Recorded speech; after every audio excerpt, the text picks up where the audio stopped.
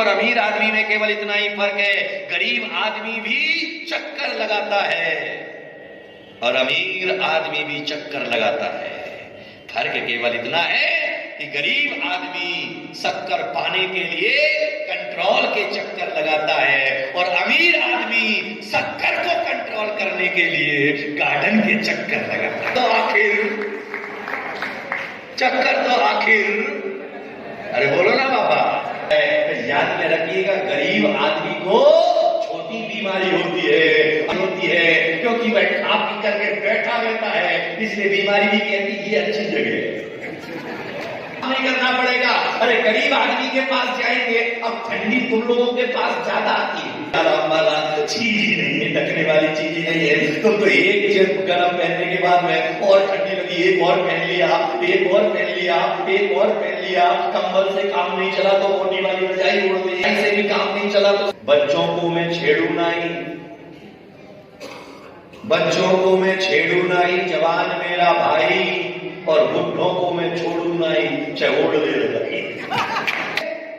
उस दैनिक मजदूर अगर एक दिन अगर ड्यूटी पर नहीं जाएगा तो शाम का चूल्हा नहीं जलेगा, लेकिन अमीर आदमी को तो कई दिनों तक अगर नहीं भी मिलेगा, क्या फर्क पड़ता है, नौकर चाकर इतने हैं, करोड़ों रुपए उसके पास में है। तो इसलिए बीमारी भी कहती है कि भैया इसको सर्दी होंगे तो कोई फायदा नहीं है, अमीर आदमी को सर्दी होंगे तो वहां मेरी पूरी केयर होगी, उसे सर्दी हो जाएगी तो घर से बाहर नहीं निकलेगा।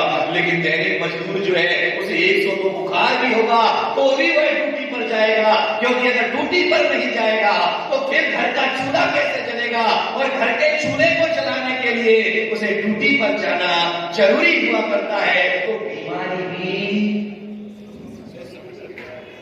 गरीब आदमी के पास नहीं है।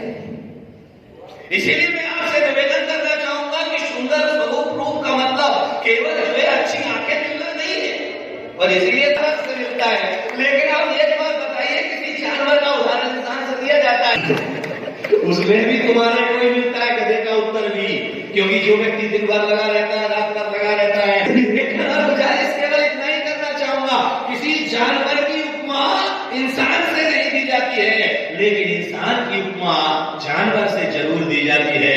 इसका मतलब सीधा है कि तुम अपने अधूरे हो और वह पूरा है, क्योंकि तुम अधूरे थे, अधूरे हो।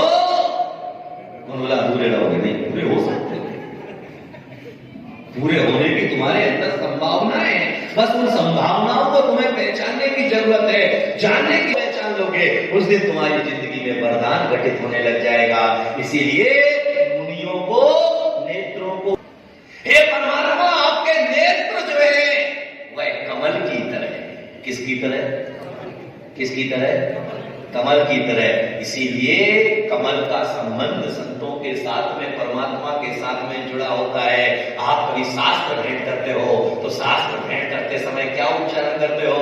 आइए फलाने चंदी पधारे, और महाराज के मुनि के हाथ कमल बन चुके हैं। इसीलिए एक चाटा यूं होता है, हाथ उठाया जाता है तो भय पैदा करता है, और यूं हाथ उठाया जाता है तो निर्भयता को प्रदान किया करता है, डर को समाप्त किया करता है। इसीलिए उसके साथ में जुड़ जाता है कर कमल।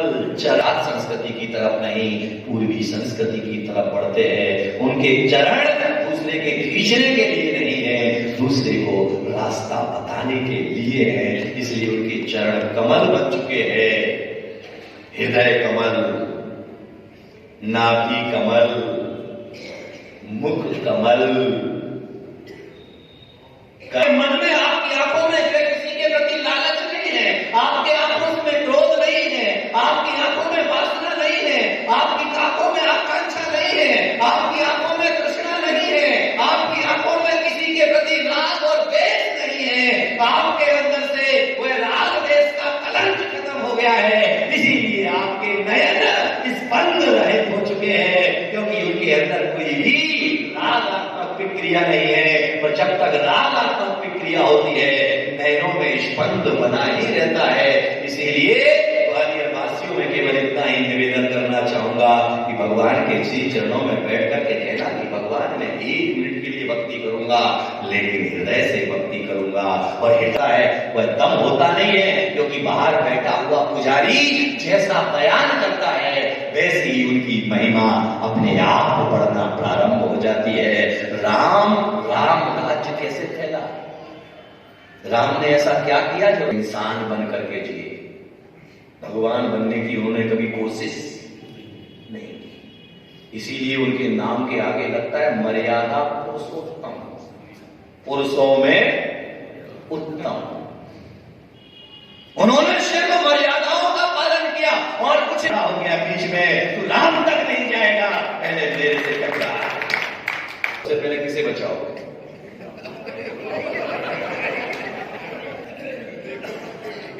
पूछे और हमारी आंखों में नारा लगाते जोर जोर से जयकारा देव का अंदर चल रहा बचाओ जाओ भी भक्ति करने से सुंदर रूप मिलता है, और उन्हें भी सुंदर रूप मिलता है जो हृदय से भगवान की भक्ति करते हैं। तो इसीलिए भक्ति में अपने प्राण जगाइए, भक्ति में थकान नहीं। एक सज्जन से मैंने कहा भैया आप आए नहीं रहे? बोले अभी अभी पंच कल्याणक से निपटे हैं, थकान तो उतार ले।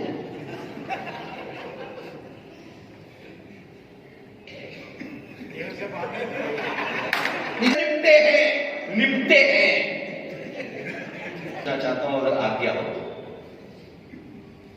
आज्ञा बोलो। हाँ है। 2 बच्चे, अगर 10 किलो वजन का आपको पानी का हंडा लेकर के यहां से क्या बोलते हैं, ज्यादा दूर नहीं, तेरापंथी मंदिर